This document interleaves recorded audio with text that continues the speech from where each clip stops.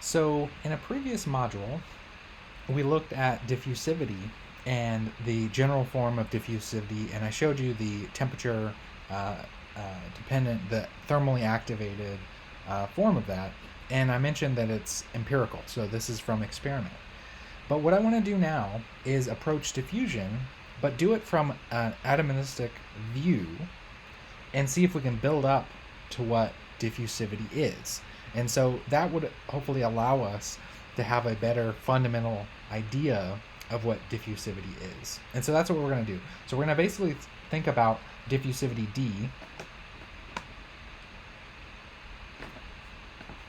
from an atomic point of view.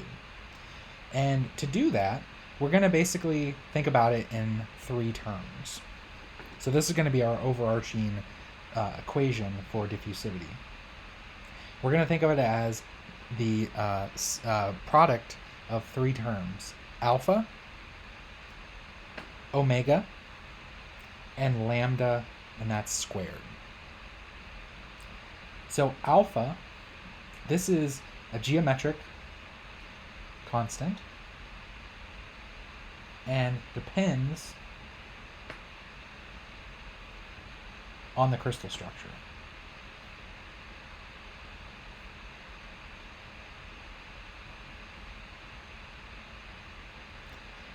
So it depends on the material, depends on the structure of the material.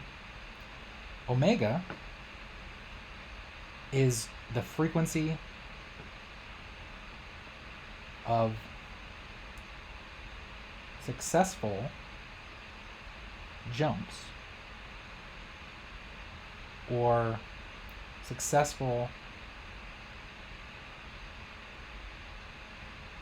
jumps per second.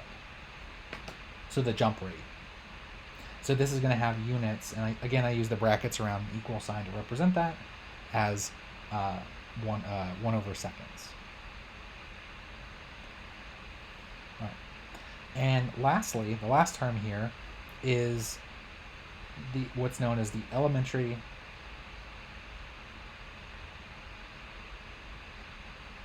jump distance.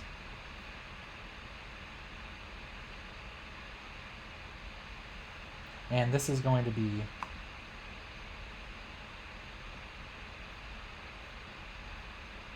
on the order of the atomic spacing. So lambda is going to have units of length, so we'll use meters. All right, so just to recap, from an atomistic view of diffusivity, we can say it's the product of three terms.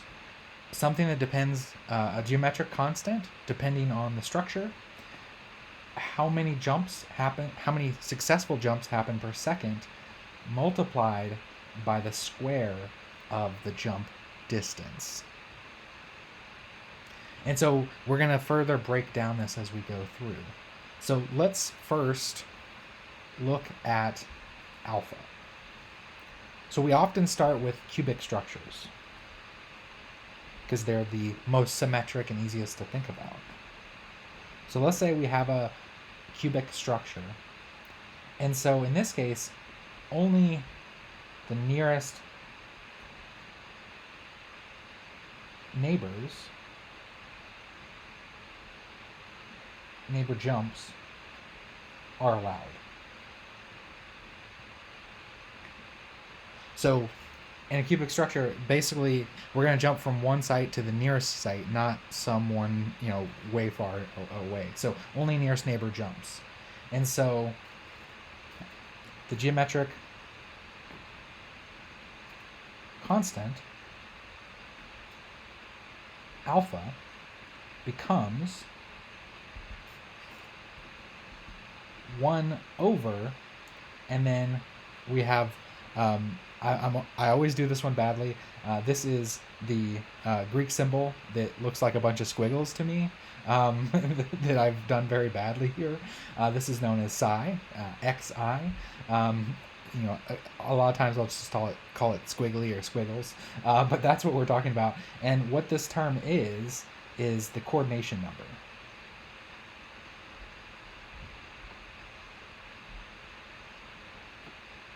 of the vacancy species.